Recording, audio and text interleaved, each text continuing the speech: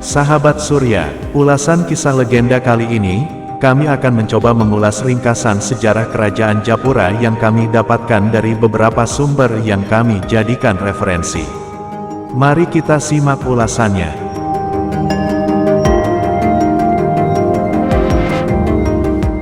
Kerajaan Japura adalah salah satu kerajaan kecil di bagian timur wilayah pesisir Cirebon yang eksistensinya disebut-sebut dalam catatan lokal maupun catatan asing. Menurut catatan lokal, Japura adalah satu kerajaan yang pernah berdiri pada abad ke-15 Masehi hingga abad ke-16 Masehi. Menurut perkiraan beberapa sejarawan, bahwa istilah Japura berasal dari dua kata bahasa Sanskerta, yaitu kata ja yang berarti depan atau terdepan, dan pura yang berarti kota. Dinamakan demikian karena Japura memang kota terdepan atau kota pelabuhan yang maju. Meskipun demikian, sejarawan lain berpendapat bahwa Japura itu mulanya bernama Gajahpura, karena negeri Japura adalah negeri yang mempunyai patung gajah di depan ibu kota kerajaannya. Japura menjadi negeri yang diperhitungkan ketika negeri itu dipimpin oleh Prabu Amukmarugul, mulanya merupakan kerajaan bawahan dari Kerajaan Galuh. Ketika diperintah oleh Prabu Amukmarugul, Japura menjadi kerajaan yang maju karena memiliki pelabuhan yang cukup ramai. Lambat laun, perekonomian Japura lebih unggul dibandingkan negara bawahan Galuh lainnya yang ada di wilayah timur Galuh, seperti Singapura dan Sindangkasih. Bahkan kegiatan perekonominya dapat menandingi Kawali, ibu kota Kerajaan Galuh.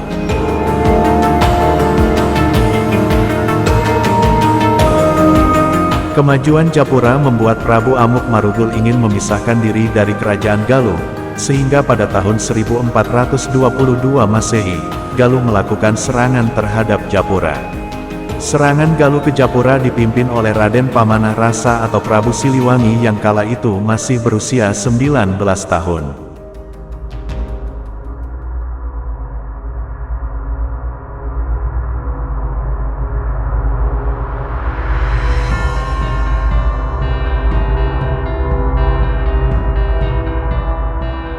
Dalam catatan yang lain, Prabu Amukmarugul yang sebetulnya masih saudara dengan Siliwangi terlibat perseteruan sehingga menyebabkan hubungan keduanya tidak harmonis. Serangan Galuh ke Japura adalah serangan yang melibatkan bantuan kerajaan kecil bawahan Galuh lainnya di wilayah timur kekuasaan Galuh seperti Kerajaan Singapura, Surantaka dan Sindangkasih. Menurut naskah Carita Purwaka Caruban Nagari, Raden Pamanah Rasa sejak kanak-kanak diasuh oleh uwanya Ki Gedeng Sindangkasih, Raja Sindangkasih, bahkan dinikahkan dengan putrinya Nyi Ambetkasih.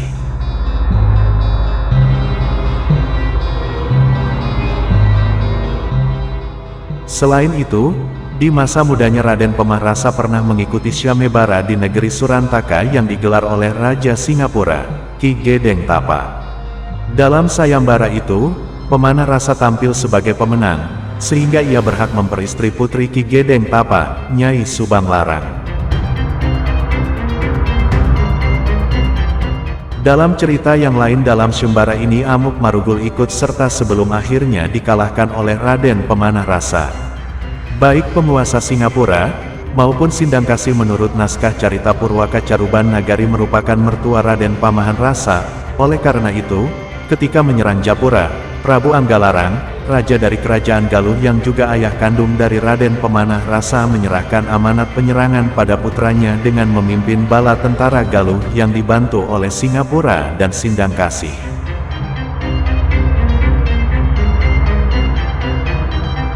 Serangan Galuh ke Japura menyebabkan Japura kalah. Catatan lokal mencatat bahwa selepas Amukmarugul mangkat tokoh yang disebut Ki Gede Japura anak Amukmarugul, didaulat menjadi pengganti Prabu Amukmarugul.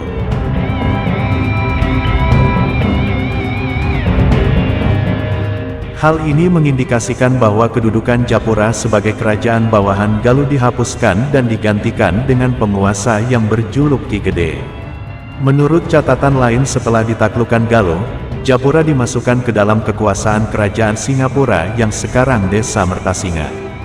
Catatan mengenai Japura juga dicatat oleh apoteker Portugis, Tom Pires.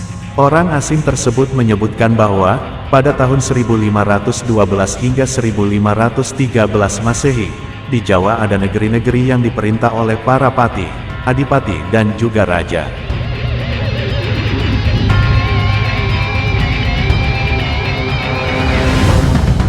Salah satunya adalah Japura. Menurut Tom Pires, Japura kala itu diperintah oleh Patih Kodia atau Patih Kodi. Negeri Japura menurut catatan Tom Pires adalah kerajaan bawahan Demak. Catatan Tom Pires menunjukkan jika pada awal abad ke-16 Masehi, Japura telah menjadi negeri Islam di bawah perlindungan Kesultanan Demak, pada tahun 1512 hingga 1513 Masehi.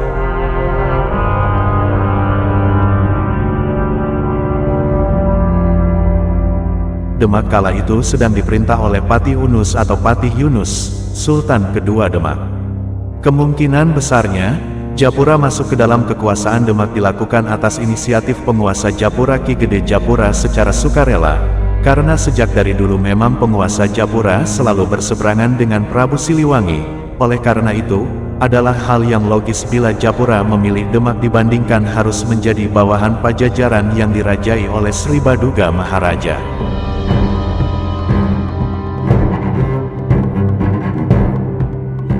Sementara itu, dalam catatan lokal yang lain, sebagaimana dalam naskah Pustaka Kertabumi, negeri Japura disebut sebagai negeri Islam, di mana kebanyakan rakyatnya menjadi pengikut Syekh Lemah Abang atau Syekh Siti Jenar. Di negeri itu pula pesantren Lemah Abang, pusat ajaran Syekh Siti Jenar berdiri.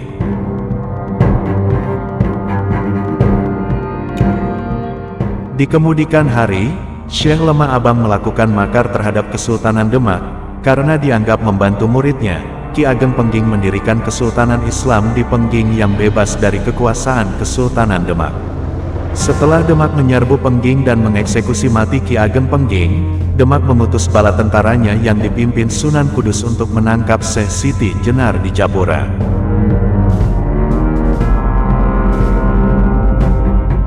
Namun penangkapan tersebut sangat sulit, karena Syekh Siti Jenar merupakan ulama karismatik yang didukung dan disucikan oleh kebanyakan rakyat Japura. Guna menangkap Syekh Siti Jenar, Demak akhirnya meminta bantuan Cirebon yang kala itu menjadi sekutu Demak. Melalui Cirebon, berkumpullah para wali di tanah Jawa untuk melakukan pemanggilan Syekh Siti Jenar ke pengadilan.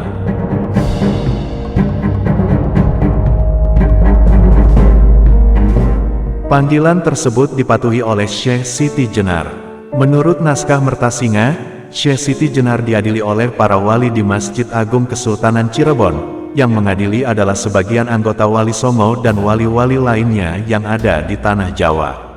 Dalam pengadilan tersebut Syekh Siti Jenar diputuskan bersalah dan dijatuhi hukuman mati.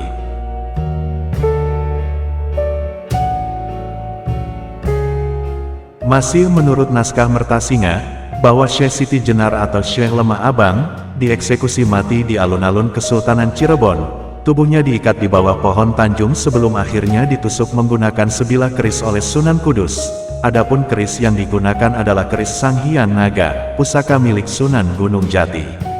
Selepas peristiwa meninggalnya Syekh Siti Jenar, tidak ada catatan kuno lainnya membahas mengenai Japura. Kemungkinan pada abad-abad selanjutnya, Japura termasuk di dalamnya Singapura, Sindang Kasih dan negeri Surantaka dilebur menjadi kekuasaan Kesultanan Cirebon.